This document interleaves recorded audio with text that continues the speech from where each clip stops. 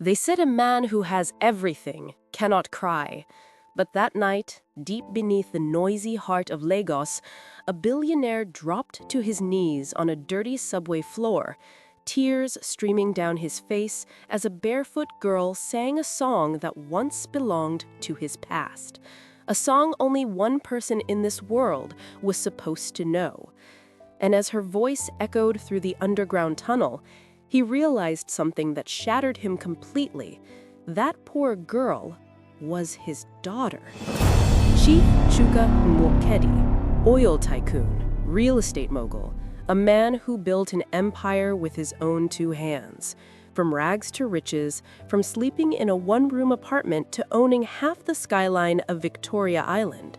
People called him the Lion of Lagos. But behind his wealth and power, something in him was broken. He had no family, no warmth, no laughter in his mansion. He was respected, but empty. Every morning, his assistant dropped him off in a black Range Rover. Every night, he returned to silence. Until one evening, fate decided to remind him of what money could never buy. It was raining heavily that night. The city was flooding, traffic everywhere. Chief Chuka, impatient, decided to take the underground metro, something he hadn't done in 20 years. He adjusted his gold wristwatch and walked into the echoing subway tunnel, his guards behind him.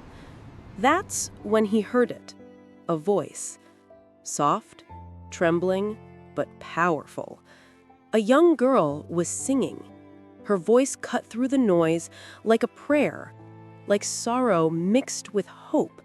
She was barefoot, her clothes torn, a small wooden bowl in front of her for coins. The song she sang was Omalicha Nwa, a lullaby from the eastern villages. But this wasn't just any lullaby. It was the song his late wife, Adora, used to sing. The song she sang to their baby girl before she died in childbirth 15 years ago. Chief Chuka froze. Memories slammed into him like a storm. He could still see his wife, Adora, holding their newborn, singing that same lullaby with tears in her eyes. But the child had died, they told him. Or so he was made to believe. He took a step closer to the girl. Her voice quivered as she saw his expensive suit and bodyguards, but she didn't stop singing. Something inside him cracked open. He walked closer and whispered, "Where did you learn that song?" She looked up, her eyes glistening with tears. "My mama taught me, before she died." He stumbled back, heart pounding. "What did you say your name is, child?" "Chimamanda," she whispered. "Chimamanda Chuka." The world stopped. His bodyguards thought he was having a stroke. He knelt down, trembling, looking at the girl's face. The curve of her nose, the birthmark under her left eye. It was Adora's face. He asked where she lived, and the girl pointed to an old abandoned railway house. He followed her, his shoes sinking in the mud, and when they arrived, he saw something that made him scream. On the wall, drawn in charcoal, were faded pictures of him, newspaper clippings of billionaire Chuka Nwokedi, and beneath them, a line written in shaky handwriting, "Papa, one day I will sing for you." He collapsed. An old woman came out, frail, shaking. She was Mama Ifeoma, Adora's childhood maid. When she saw Chuka, she gasped and began to cry. "Chief, the baby did not die." Adora knew she was dying and begged me to save the child. She made me swear to protect her from your enemies, from the people who wanted to destroy your name. I took the baby and ran. For 15 years, the girl had grown up in poverty, singing on the streets, dreaming of meeting the father she thought was dead.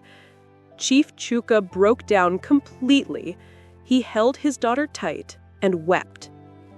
Before we continue to what happened next, we will like to know if this story has touched your heart so far.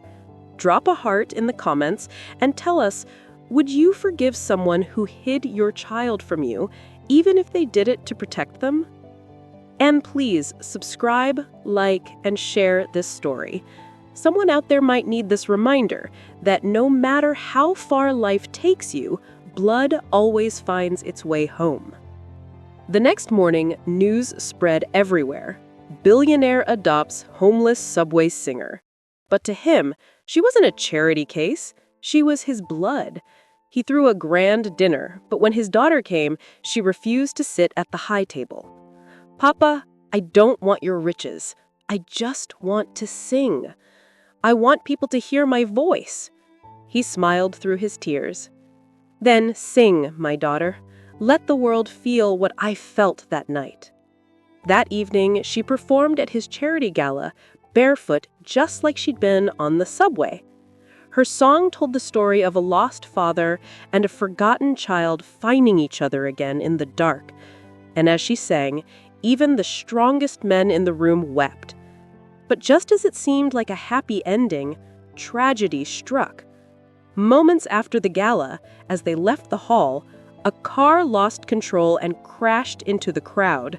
Chief Chuka pushed his daughter out of the way and took the hit himself. He died 3 days later, holding her hand, whispering, "Never stop singing. Your voice is my legacy."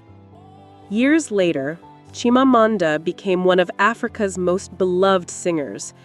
Every performance, she begins with her father's lullaby, Omalicha Noa. And she always says, "This is for the man who heard me sing in the dark and found the light." If this story touched you, don't just scroll away. Tell us in the comments, what would you do if you found out the stranger you ignored today was your lost blood? Don't forget to like, share, and subscribe to support this channel. We tell stories that remind us that love, destiny, and forgiveness still live in African hearts.